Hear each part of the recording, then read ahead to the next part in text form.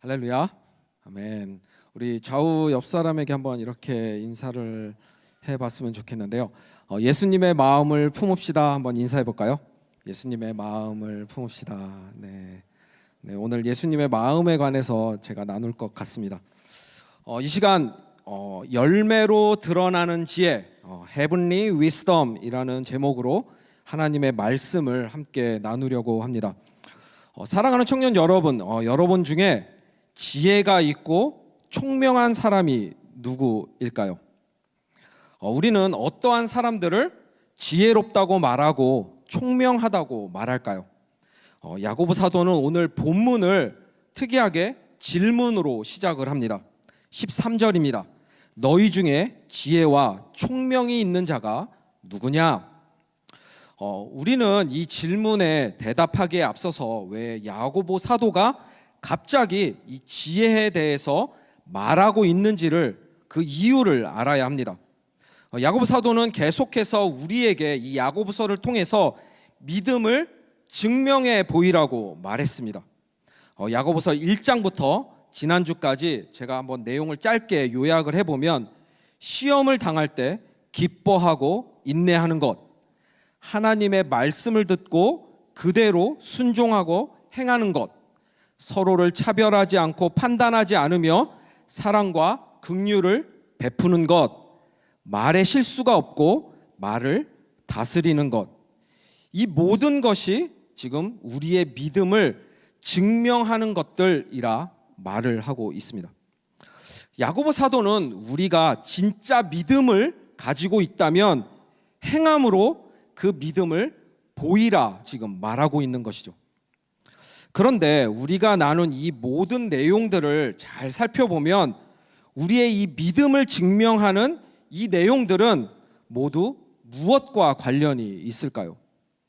바로 우리의 믿음의 이 중심이 어디를 향하고 있는가 하는 이 방향성과 관련이 있습니다.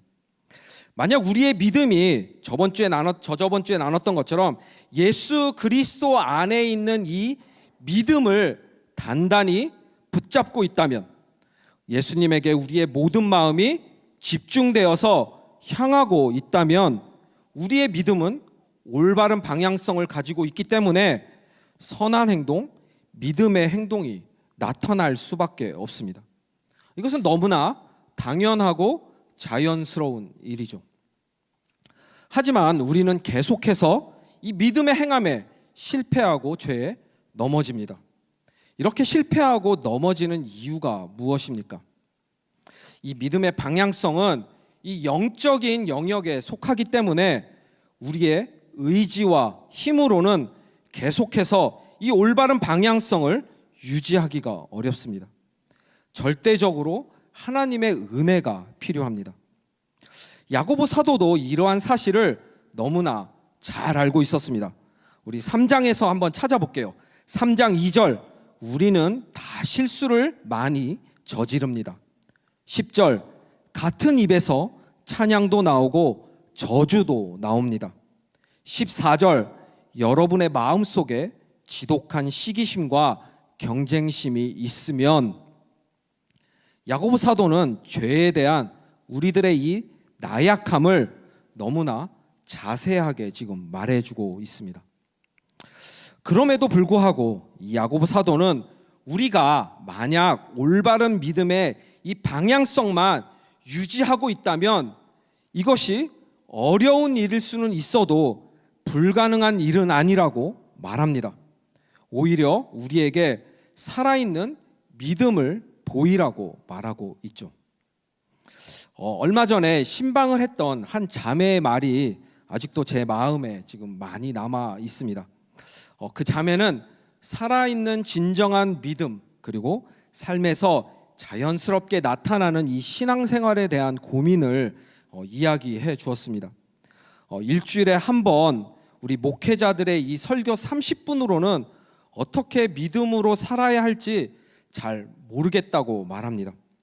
이 짧은 설교 안에서 구체적인 방법이나 해답을 찾기 어렵기 때문이죠. 그러면서 스스로 묵상도 하고 기도도 하지만 이 믿음을 붙들고 살아가는 것이 너무나 어렵고 쉽지 않다고 말합니다. 신방으로 만나는 우리 많은 청년들이 저에게 혹은 다른 목사님에게 나눠주는 실제적인 고민이 무엇입니까? 자신이 대부분이 이 교회 안에서의 자신의 모습 그리고 세상에서 살아가는 모습이 너무나 분명하게 다르기 때문에 그 다름에서 오는 그 차이로 괴로워하지는 않습니까? 그리스도인으로 이 세상에서 살아가지는 못하고 세상의 이 유혹과 쾌락을 뿌리치지 못하면서 점점 그것을 즐기는 모습에 힘들어합니다. 그래도 이렇게 고민을 나눠주는 우리 청년들은 저에게 희망을 줍니다. 왜냐하면 이러한 고민을 하는 청년들은 본인 스스로가 지금 잘못된 방향으로 나아가고 있고 또한 살아가고 있다는 것을 인지하고는 있기 때문이죠. 절대적으로 지금 의지가 부족하고 아직 믿음이 연약해서 흔들리고는 있지만 예수님 안에서 그리스도인으로 살아가고 싶은 마음이 아직 그 안에 있기 때문에 우리 목회자들에게 고민을 이야기한 것일 것입니다. 이렇게 사랑하는 청년 여러분, 오히려 이 세상에서 얻는 이 만족감과 이 즐거움에 만약 아무런 저항도 하지 않고 이 마음의 찔림조차 없다면 그 사람에게서는 이러한 희망조차도 찾을 수 없겠죠. 그렇다면 오늘 우리는 어떻게 올바른 이 믿음의 방향성을 유지할 수 있는가? 이 방법을 알아야 합니다. 그리고 실체적이고 구체적인 방법들을 찾아야 합니다. 이 올바른 믿음의 방향성을 유지해야 우리는 이 증명할 수 있는 진정한 믿음 그리고 살아있는 믿음의 생활이 가능하기 때문이죠. 자, 다시 우리 한번 본문으로 돌아가서 한번 이 말씀을 살펴봅시다. 야고보 사도가 지금 지혜와 총명이 있는 사람이 누구냐 이렇게 묻는 이유는 이 지혜와 총명이 있는 사람이 올바른 믿음의 방향성을 가진 살아있는 믿음으로 살아가는 그리스도인이기 때문입니다. 이 말을 바꾸어서 표현하면 올바른 믿음의 방향성을 가진 그리고 살아있는 믿음으로 살아가는 그 그리스도인들이 바로 지혜와 총명이 있는 사람입니다. 사랑하는 청년 여러분, 야고보 사도가 이 편지를 보내고 있는데 이 편지를 받는 그 당시 이 유대 그리스도인들은 이 지혜와 총명에 대해서 어떻게 받아들였을까요? 우리 한번 본문을 살펴봄으로써 어떻게 살아있는 믿음이 있는 이 그리스도인이 가져야 할 지혜와 총명이 무엇인지 그것에 대한 답을 한번 찾아보도록 하겠습니다. 첫째로 우리의 지혜가 어디로부터 시작됐는지 그 근원을 알아야 합니다. 우리의 지혜가 어디로부터 시작됐는지 그 근원을 알아야 합니다. 지혜의 근원을 알아보기에 앞서 먼저 지혜부터 한번 정의를 하도록 하겠습니다. 야고보 사도가 말하고 있는 이 지혜는 무엇일까요? 1세기, 지금 이 당시 1세기였으니까 1세기 헬레니즘 세계에서 이 지혜는 성공적인 삶을 살아가기 위한 실용적인 이론과 기술이 결합된 숙련된 능력을 의미했습니다. 어려우니까 다시 한번 설명을 드릴게요. 1세기 헬레니즘 세계에서는 지혜를 어떻게 정의했냐면 성공적인 삶을 살아가기 위한 실용적인 이론과 기술이 결합된 숙련된 능력을 의미했습니다. 이 고대 사회에서는 대부분의 이 지혜가 교육과 훈련을 통해서만 얻는 것이 가능했습니다. 그리고 이러한 교육과 훈련은 오직 상류 계급에게만 주어진 특권이었습니다. 그렇기에 지혜자들 대부분은 상류 계급 혹은 권력가들이었습니다. 지혜는 그들에게 이 부와 권력을 주었고 유지하도록 하는 필수 능력이었죠. 1세기 헬레니즘 세계에서 살아가던 이 많은 사람들은 이 지혜자들을 동경했습니다. 사랑하는 청년 여러분, 그렇다면 1세기가 아닌 오늘날을 살아가는 우리는 어떻습니까?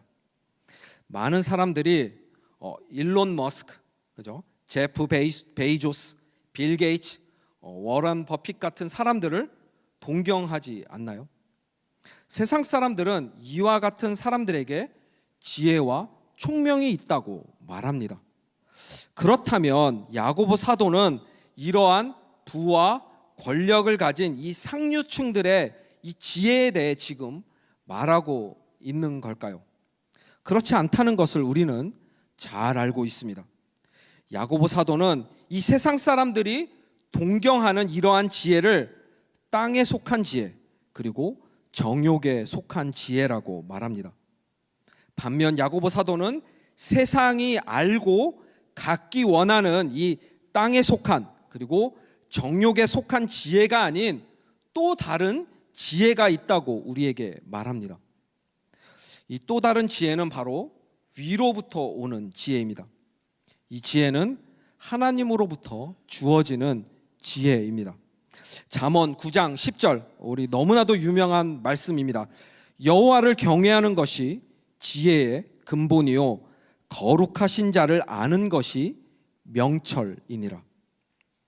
하나님을 아는 것과 하나님을 경외하는 것이 지금 지혜의 근원, 우리 그리스도인들이 가져야 할 지혜라고 말합니다. 우리 한번 다 같이 한번 상상해 보는 시간을 가지려고 합니다.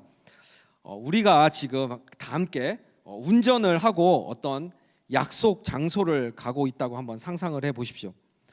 중요한 약속이라서 이 시간을 반드시 지켜야 합니다.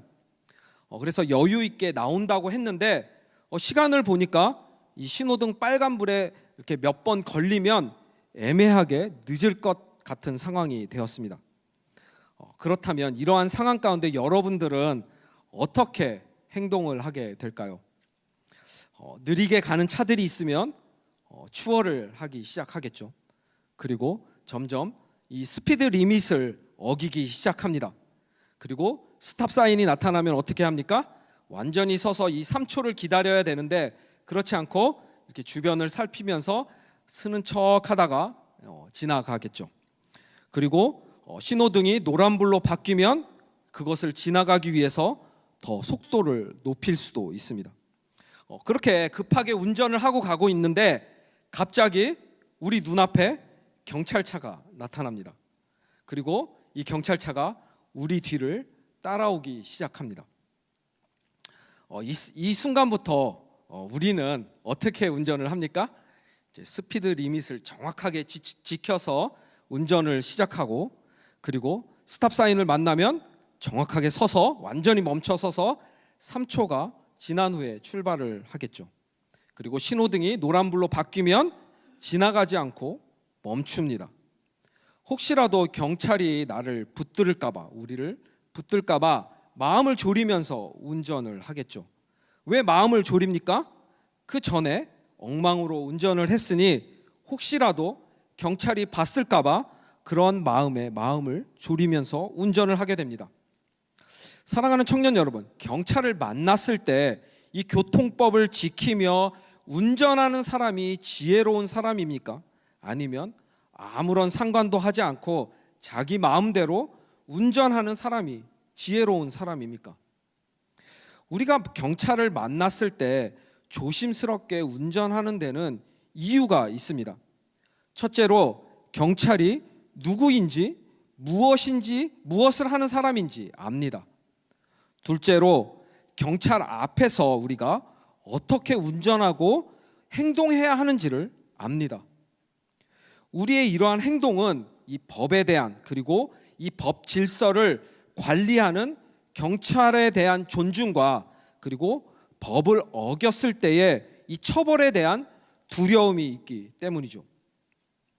이 비유가 하나님으로부터 주어지는 이 지혜를 이해하는데 조금이라도 도움이 되었으면 좋겠습니다.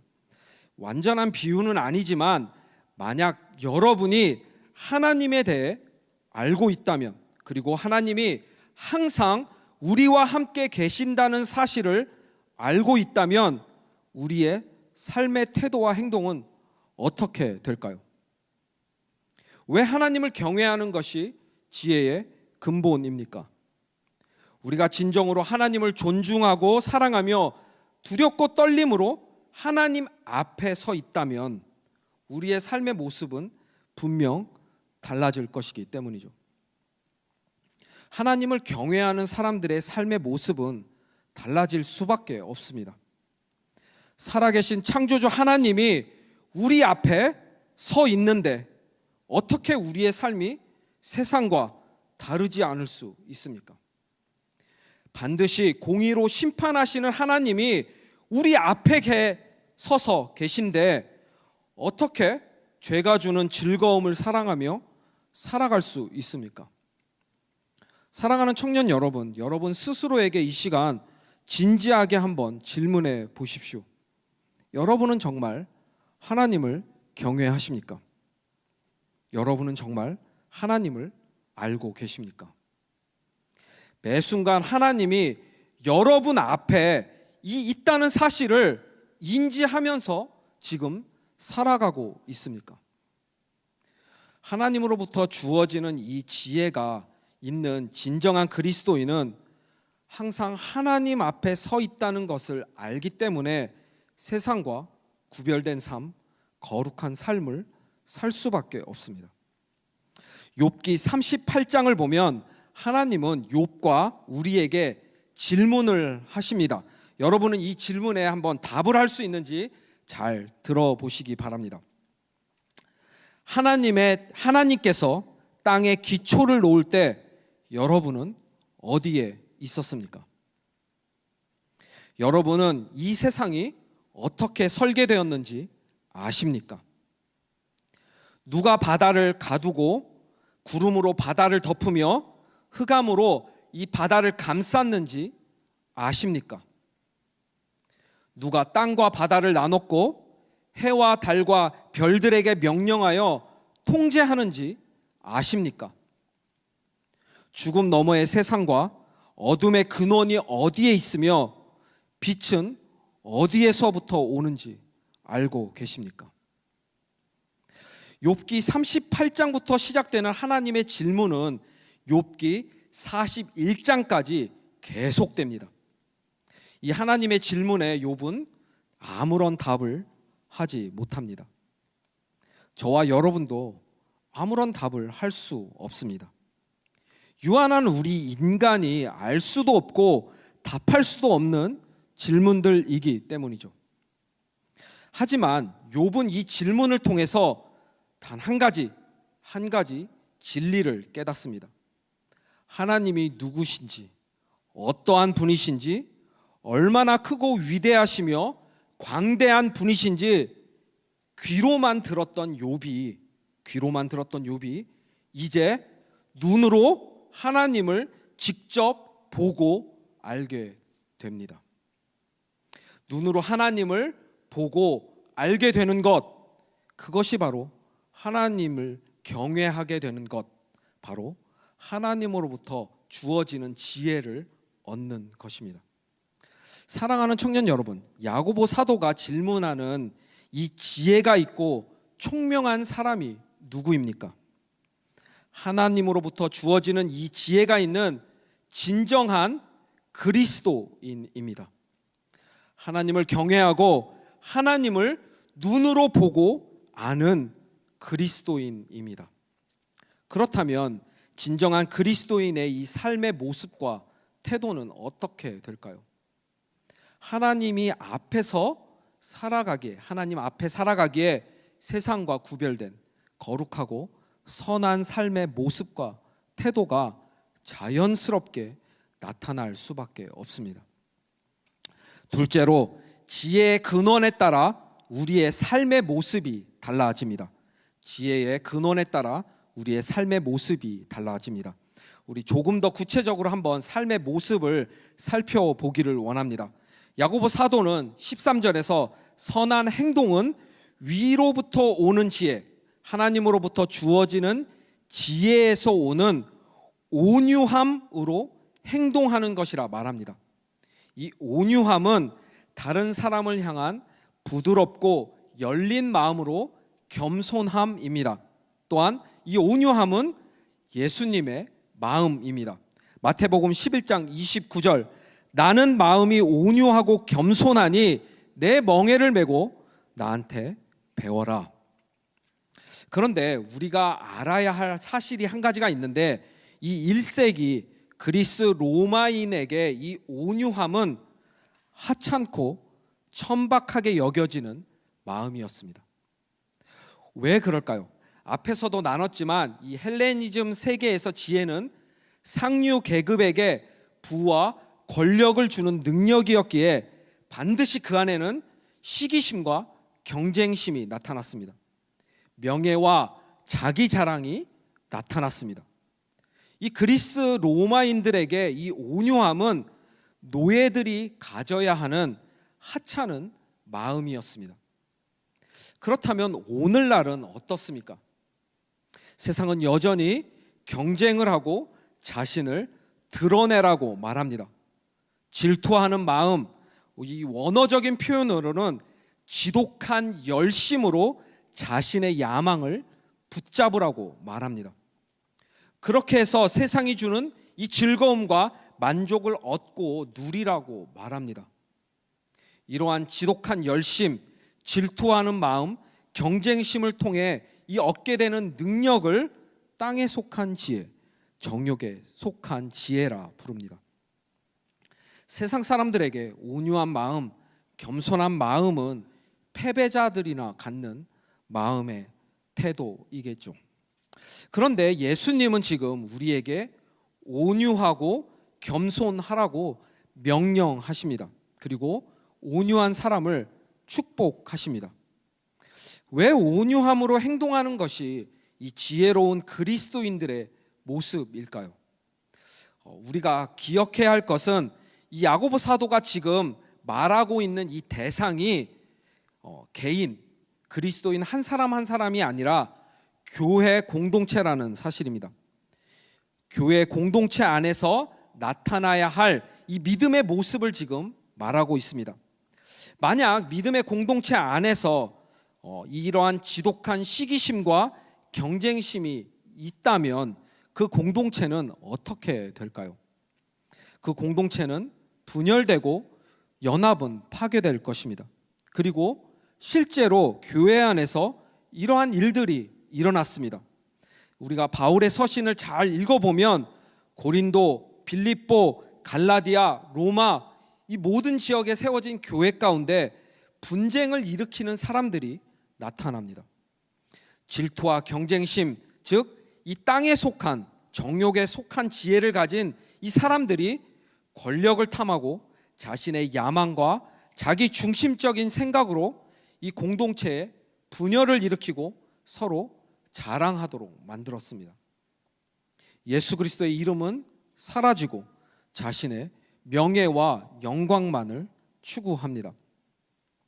그렇기에 이 땅에 속한 정욕에 속한 지혜는 귀신, 사탄이 주는 지혜입니다.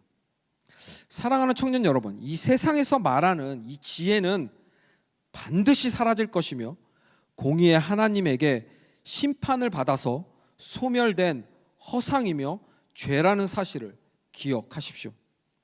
이 거짓된 모습에 속아 넘어지지 않기를 바랍니다. 마지막 때가 다가올수록 사람들은 이 땅에 속한 지혜에 따라서 자기 뜻대로 살아가게 될 것입니다. 이러한 삶은 자신만을 속이는 것이 아니라 하나님도 속이려는 어리석고 악한 행동입니다. 여러분은 예수님의 이 마음을 품고 하나님으로부터 주어지는 이 지혜, 온유함과 겸손함으로 살아가기를 간절히 축복합니다. 자, 셋째로 우리의 지혜는 삶의 열매로 드러납니다. 우리의 지혜는 삶의 열매로 드러납니다. 너무나 당연한 결과 아닐까요? 이 지독한 시기심과 경쟁심이 있는 곳에서 어떻게 의의 열매가 맺힐 수 있겠습니까? 이러한 곳에는 편견과 위선을 통한 혼란과 모든 악한 일들만이 열매를 맺고 거두게 될 것입니다.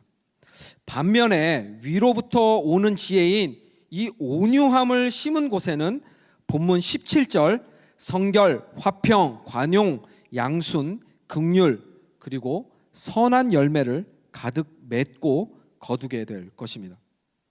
이제 야고보 사도는 18절에서 마지막으로 하나님으로부터 오는 이 지혜의 가장 중요한 속성인 화평을 강조합니다. 사랑하는 청년 여러분, 우리가 하나님으로부터 오는 이 지혜가 있는 우리 그리스도인들은 이 예수님의 마음인 온유함으로 삶을 살아간다고 지금 나눴습니다. 그렇다면 예수님이 이 땅에 오신 목적은 무엇일까요? 우리가 예수님의 마음으로 살아간다면 이 땅에 예수님이 오신 그리고 이 땅에 오셔서 이루신 그 목적을 알고 그대로 살아가야 하지 않을까요? 야고보 사도는 지금 이 부분을 강조하고 있는 것입니다. 이제 곧 크리스마스 성탄절인데 우리는 이 땅에 오신 우리 아기 예수를 위해 어떻게 찬양을 하며 영광을 돌립니까? 누가복음 2장 14절입니다. 지극히 높은 곳에서는 하나님께 영광이요 땅에서는 하나님이 기뻐하시는 사람들 중에 평화로다. 우리는 하나님의 예배자로 하나님을 예배하며 영광을 올려드립니다. 그리고 하나님의 나라 그 높은 곳에서는 영원히 예배가 올려지죠. 또한 이 땅에서 살아가는 하나님이 기뻐하시는 사람들 누굽니까? 우리 그리스도인들에게는 예수님으로 인하여서 평화가 이루어졌습니다. 사랑하는 청년 여러분, 예수님이 이루신 이 평화가 무엇입니까? 죄로 인하여 하나님의 심판 아래에 있던 우리를 예수님은 십자가에서 흘리신 피로 용서하시고 하나님과 화해, 화목, 평화를 이루게 하셨습니다. 고린도후서 5장 18절입니다. 모든 것이 하나님께로 났으며 그가 그리스도로 말미암아 우리를 자기와 화목하게 하시고 또 우리에게 화목하게 하는 직분을 주셨으니, 예수님은 우리를 대신하여 십자가에 죽으셔서 우리의 죄를 용서해 주셨고 우리를 하나님과 화목하게 하셨습니다. 이 다음이 중요합니다. 예수님은 우리에게 어떠한 직분을 주셨습니까? 화목하게 하는 직분을 주셨습니다. Christ gave us the ministry of reconciliation. 오늘 본문에 나오는 이 peacemakers가 되라고 우리를 부르셨다는 것입니다. 화목하게 하는 사람들, 평화를 이루는 사람들은 예수 그리스도 안에서 하나님의 의가 됩니다. 고린도후서 5장 21절입니다. 하나님이 죄를 알지도 못하는 이를, 누구입니까? 예수님이죠.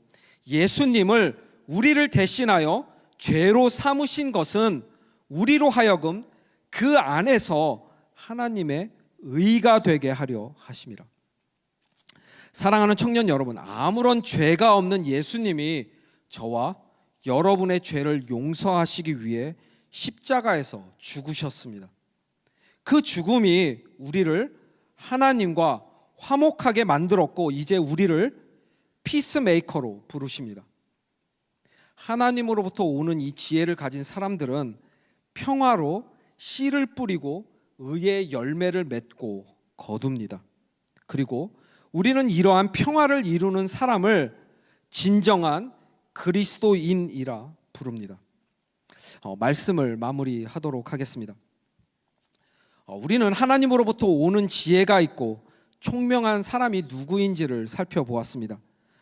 지혜 있는 사람은 하나님을 경외하고 하나님을 눈으로 보고 아는 사람입니다. 하나님 앞에서 살아가기에 진정한 그리스도인들은 예수님의 마음을 품고 온유함과 겸손함으로 이 세상을 살아갑니다. 저와 여러분들은 화목하게 하는 직분, 평화의 씨를 뿌리고 의의 열매를 거두어서 평화를 이루는 피스메이커로 부름 받았습니다.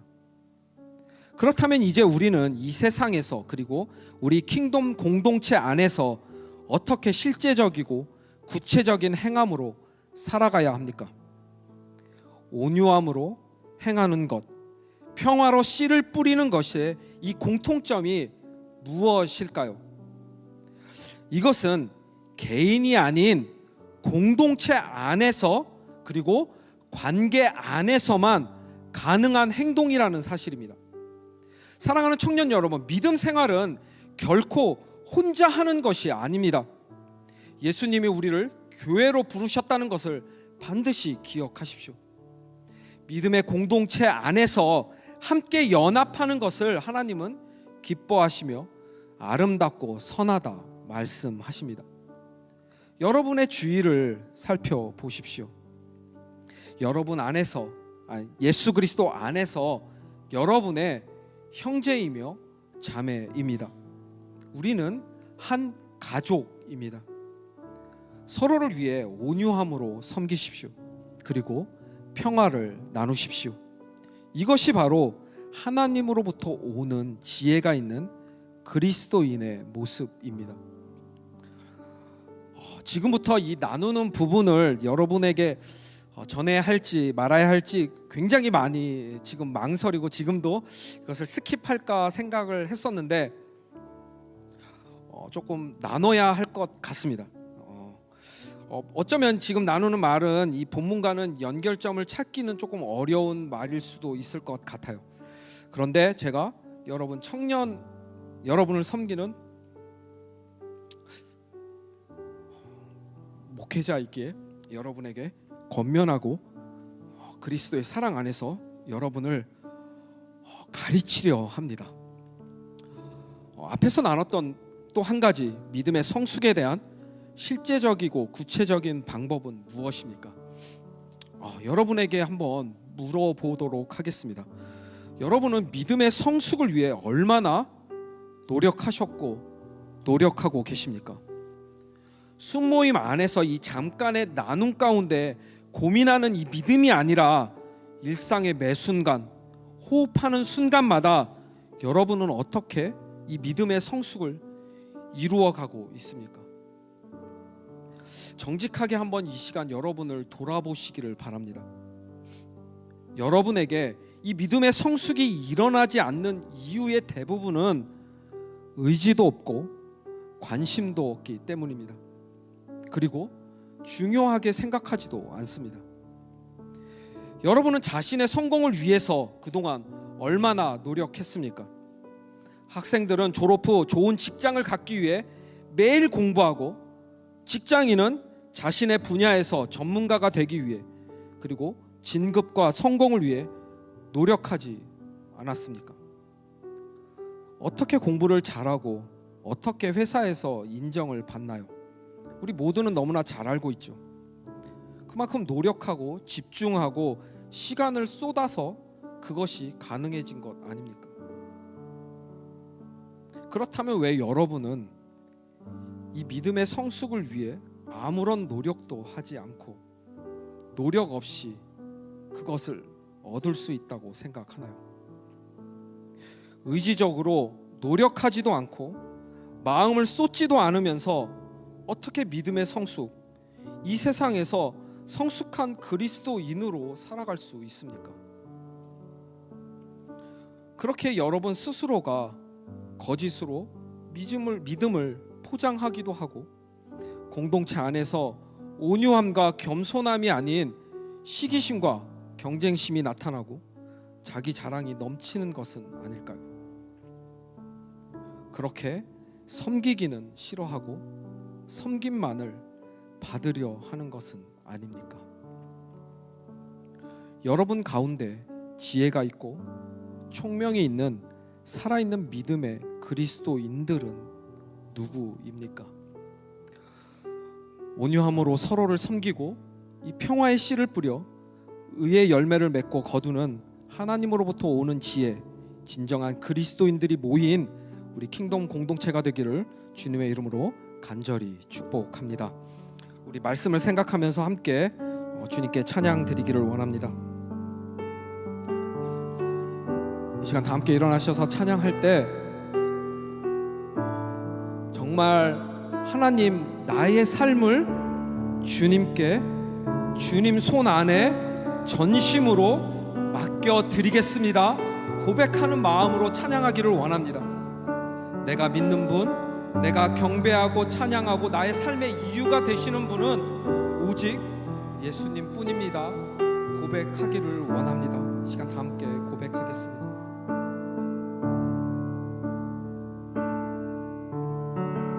주님 손에, 주님 손에 맡겨드리리 나의 삶 주님께. 주님 손이 나의 삶 붙드네 나 주의 것 영원히. 내가 믿는 분, 내가 믿는 분 예수,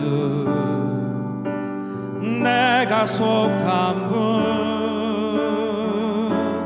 예수, 삶의 이유 되시네 내 노래 되시네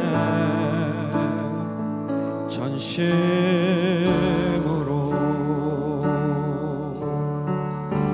주와 함께 걸어가리라, 주와 함께 걸어가리라 모든 길을 주실래. 주 뜻 안에, 주 뜻 안에 나 살아가리. 주의 약속은 영원해. 내가 믿는 분, 내가 믿는 분 예수, 내가 속한 분 예수, 삶의 이유 되시네 내 노래 되신. 내가 믿는 분, 내가 믿는 분 예수, 내가 속한 분 예수, 삶의 이유 되시네 내 노래 되신. 내가 믿는 분, 내가 믿는 분 예수, 내가 속한 분 예수, 삶의 이유 되시네 내 노래 되시네 전심으로.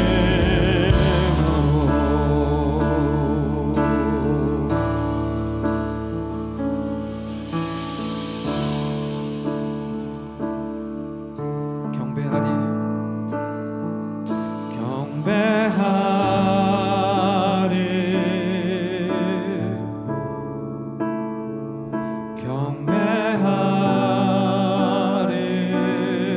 경배하리라, 경배하리.